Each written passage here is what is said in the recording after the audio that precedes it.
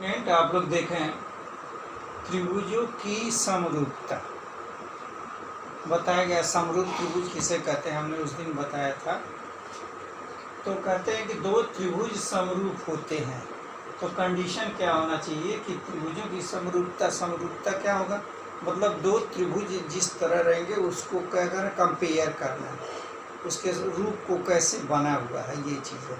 तो समरूप में एक चीज़ याद कर लीजिए कि यह कोई अगर ट्रायंगल बना हुआ है, यह देखिए 90 डिग्री है, समकोण त्रिभुज है, कोई राइट एंगल ट्रायंगल है, आप छोटे से छोटा राइट एंगल ट्रायंगल बना दीजिए। ये इसका 90 डिग्री है, ये अनुपात इसके अनुपात में होगा, ये इसके अनुपात में होगा और ये जो है इसके अनुपातिक होगा। तो दो त्रिभुज, ये राइट एंगल ट्रायंगल है, ये भी राइट एंगल, दोनों क्या है, समरूप है, एक ही रूप के हैं। ये नहीं इसका राइट एंगल ये है तो इसका राइट एंगल ये नहीं है, देखिए दोनों में क्या राइट एंगल ये है तो ये है, और ये भुजा इस भुजा के, इसी तरह इसका जो बेस है इसके बेस से हाइपोटेनियस इसके हाइपोटेनियस के क्या होगा, वो रेशियो में होगा।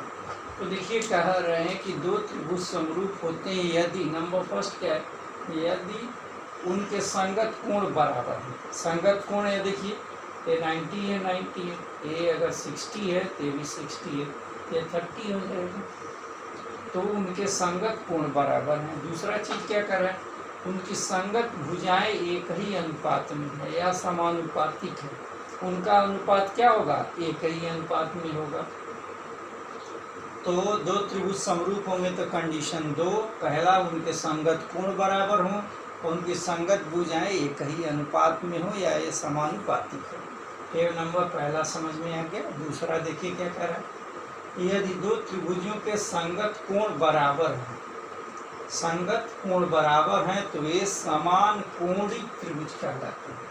ये देखिए समान कोणिक त्रिभुज कहलाते हैं। संगत त्रिभुजों के संगत कोण बराबर हैं। ये देखिए ये 90 हमने 90 लिया, ये अगर लिख दिया है यहाँ पे लिख दिया ये 60 डिग्री, ये 30 डिग्री, ये क्या होगा, ये भी 60 डिग्री हो गया और ये कितना हो गया 30 डिग्री हो गया।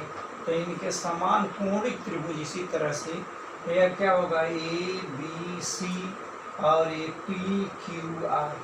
तो त्रिभुज ए बी सी और त्रिभुज क्या होगा पी क्यू आर क्या कहलाएंगे, ये समान कोणिक त्रिभुज कहलाएंगे। ओके, नंबर ये हमने पॉइंट वाइज दिया हुआ है कि आपको याद करने में आसानी होगी। और तीसरे नंबर पे क्या कह रहा है, इसी का ये अपोजिट है। ओके, दो समान कोणिक त्रिभुजों में उनकी संगत भुजाओं का अनुपात क्या होता है, सदैव समान होता है। अगर समान कोणिक त्रिभुज हैं तो उनकी संगत भुजाओं में अनुपात क्या होगा, सदैव समान होगा। आधारभूत और समानुपातिक प्रमेय या थेल्स प्रमेय। तो थेल्स प्रमेय हम बता दे रहे हैं, उसका प्रूफ बता दे रहे हैं, जैसे बता रहे हैं वैसे याद करेंगे तो थेल्स प्रमेय कभी नहीं भूलेगा। अगर समझ में, तो थेल्स प्रमेय के स्टेटमेंट तो भी नहीं लिखा है, इसके बाद हम स्टेटमेंट लिख दे रहे हैं, उसको कैसे प्रूव करते हैं हम समझा दे रहे हैं, बुक में दिया हुआ है, आप देख करके लिख लें। ओके, तो कुछ छूटा उटा रहता है वो सब लिख देते हैं, वैसे कुछ छूटने वाला नहीं है। जो बता रहे हैं थेल्स प्रमेय, जैसे हम एक्सप्लेनेशन दे रहे हैं, क्या किस पे आधारित है, बस एक ही चीज़ पे आधारित है, त्रिभुज का क्षेत्रफल। आप जानते ही हैं 1/2 आधार गुणी ऊंचाई होती है, इसी पे पूरा थेल्स प्रमेय डिपेंड है। ये देखिए थेल्स प्रमेय या आधारभूत समानुपातिक प्रमेय, ये हमको बताना है, इसका प्रूफ आप देख लें क्या चीज़ है इसमें। थेल्स प्रमेय में क्या लिखा है, यदि किसी त्रिभुज की एक भुजा के समांतर, देखिए यह क्या है, यह एक त्रिभुज है ए बी सी, एक भुजा के समांतर यानी बी सी के समांतर हमने डी टीचर। तो किसी त्रिभुज की एक भुजा के समांतर, किसी भी भुजा के, ये जरूरी नहीं है हम इसी के समांतर खींचें। अगर ये देखिए ये ट्रायंगल ऐसे बना है, आप किसके समांतर खींच सकते हैं, इसके समांतर ऐसे खींच लें। आई बात समझ में, तो यह हो गया ए बी सी, आया हो गया डी ई हो गया। तो ये समानुपातिक होता है, यानी ए डी और बी डी किसके समानुपातिक, BC और BC। तो वही चीज़ इसमें दिखाना है कि भिन्न भिन्न बिंदुओं पे दो भुजाओं पे भिन्न भिन्न बिंदुओं पे प्रतिच्छेद करती है। पहला बिंदु है D, दूसरा बिंदु है E पे प्रतिच्छेद करने वाली एक रेखा खींची जाए तो अन्य दो भुजाएं एक ही अनुपात में विभाजित होती हैं। तो जो ये भुजा है, ये पहला भुजा AB है और दूसरा क्या है, दूसरा है AC।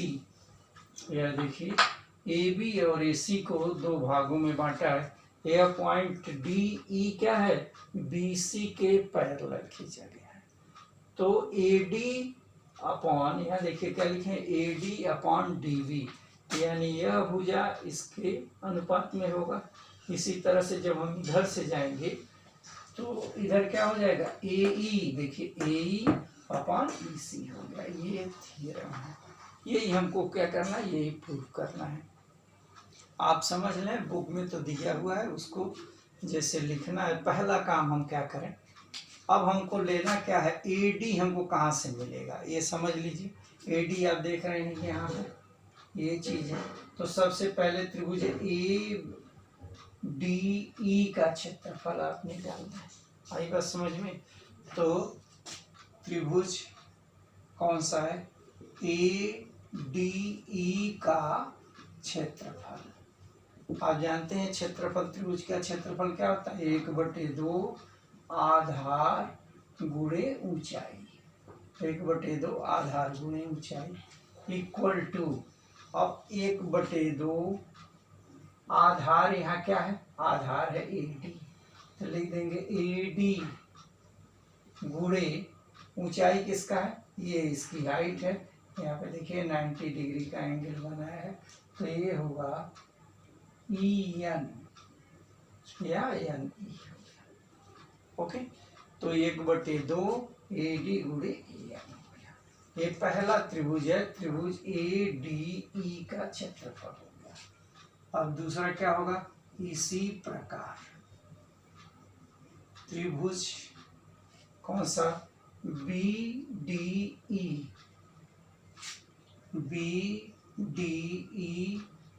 का क्षेत्रफल इक्वल टू 1/2 आधार गुणी ऊंचाई, यही चीज होगा, इक्वल टू 1/2। इसका आधार क्या है, इसका आधार है DB गुणे ऊंचाई। अब देखिए ऊंचाई, इसका हाइट, यह जो है आप क्या देख रहे हैं, एक आयत बना रहा है, तो ये उसी के बराबर होगा EN।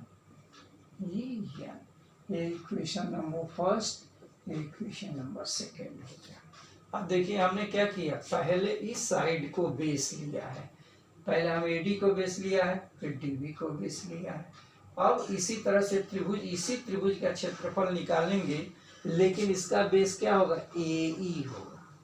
आई बात समझ में। यहाँ देखिए त्रिभुज ADE का क्षेत्रफल इक्वल टू 1/2 आधार गुणे ऊंचाई। अब देखिए 1/2 आधार, यहाँ क्या लेंगे, आधार हम ये लेंगे, आधार होगा AE गुणे ऊंचाई, ये इसका हाइट है, देखिए परपेंडिकुलर ड्रा किया गया है, ये हुआ DM, ये हो गया समीकरण नंबर 3।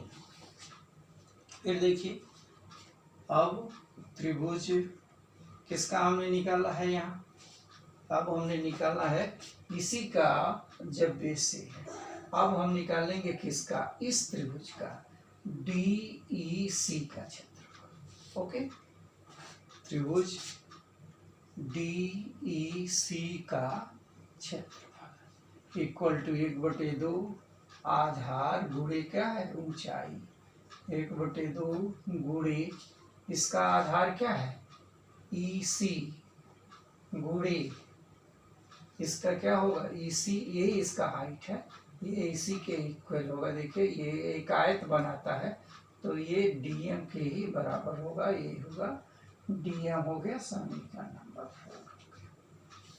4। आई बात समझ में। अब देखिए इस तरह से हमने 4 समीकरण निकाल दिया। अब आप देख लें यहाँ क्या होगा कि इस पर हम ध्यान दें, यह क्या है, ये ये दोनों BC के पैरेलल DE है, तो हर जगह इसकी हाइट क्या होगी, हाइट इसकी बराबर होगी। तो त्रिभुज BDE का क्षेत्रफल बराबर किसके होगा, DEC का क्षेत्रफल होगा। ये दोनों क्षेत्रफल आपस में क्या होंगे, बराबर होंगे। ओके, तो लिखने की जरूरत नहीं है। यहाँ देखिए त्रिभुज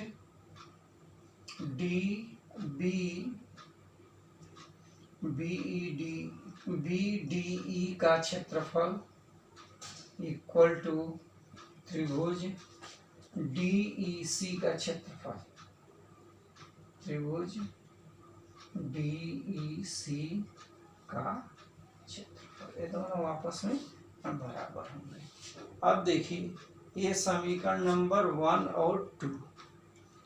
और 2 को एक साथ ले लें और इनको ये साथ ले लेते हैं। तो क्या लिखें, 1 समीकरण 1 और 2 से, समीकरण 1 और 2 देखिए क्या लिखा हुआ है, त्रिभुज ADE का क्षेत्रफल बटे त्रिभुज BDE का क्षेत्रफल इक्वल टू 1/2 AD गुणे EN बटे 1/2 यह होगा DB गुणे EN। अब देखिए यहाँ CN कट गया, 1/2 से कट गया, क्या बचा AD अपॉन DB बचा। ये इक्वेशन नंबर हो गया 5। ठीक है, अब ये देखिए क्वेश्चन हमने क्या निकाला 2 और 3 से, इसी प्रकार क्या लिख दें समीकरण 3 और 4 से, समीकरण नंबर 3 और 4 से। तो 3 क्या है, यह देखिए त्रिभुज ADE का क्षेत्रफल बटे त्रिभुज, कौन सा त्रिभुज है, DEC का क्षेत्रफल इक्वल टू 1/2 गुणे AE, ये देखिए AE इंटू DM बटे 1/2 गुणे EC, देखिए EC गुणे DM। अब DM से DM कट गया, 1/2 कट गया, इधर क्या बचेगा AE अपॉन EC, इक्वेशन 6। अब देखिए समीकरण, अब ध्यान दीजिए, बस इतना ही हमको थेल्स प्रमेय याद रखना है। एक बार और समझा दे रहे हैं, आप समझ लें कि क्या है। त्रिभुज ABC में ये BC के पैरेलल क्या लिखा है, एक DM एक रेखा खींचा, आई बात समझ में। अब E से AD पर क्या करें, परपेंडिकुलर ड्रा कर दिया, EN परपेंडिकुलर ड्रा किया। इसी प्रकार देखिए EN EA इस पे क्या है, DM परपेंडिकुलर ड्रा किया है, तो यह बन गया एक त्रिभुज बन गया। और त्रिभुज का क्षेत्रफल क्या लिखा है, 1/2 आधार गुणे ऊंचाई।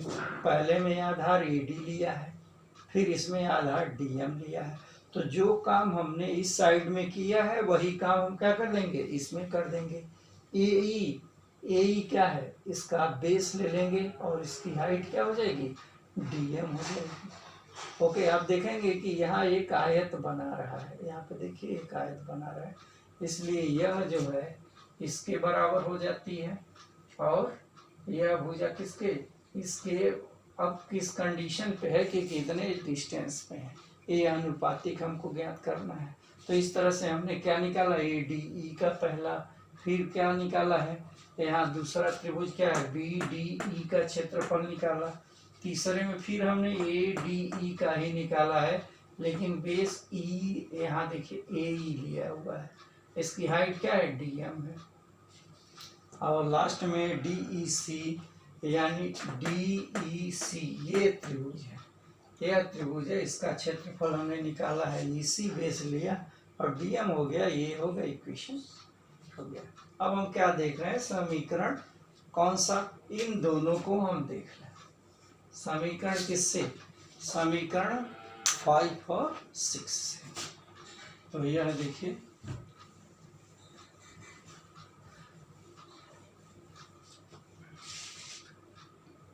समीकरण 5 और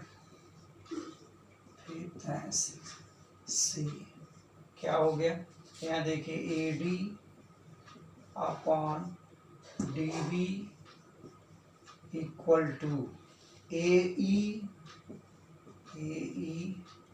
अपॉन EC। यह देखिए ये थेल्स प्रमेय है, बहुत इंपॉर्टेंट थ्योरम है। अब बता भी दिया है कैसे याद करना है, आई बात समझ में। इसी तरह से आप क्या करेंगे, एक त्रिभुज बना लेंगे और किसी के समांतर ले करके आप उसी तरह से जैसे हमने यहाँ से सॉल्व किया है इसी तरह से आप सॉल्व करें। और थेल्स प्रमेय बहुत इम्पोर्टेंट है, थेल्स प्रमेय है, आगे पाइथागोरस प्रमेय है। आप लोगों को हमने दे दिया है, प्रोजेक्ट वर्क भी दिया हुआ है, पीछे वाले में देख लेंगे, उसका हमने भेजा है, फिर भी मैं आज भी भेज दूंगा, कल जब मैं इसका क्वेश्चन करा रहूँगा तो उसमें दे दूंगा।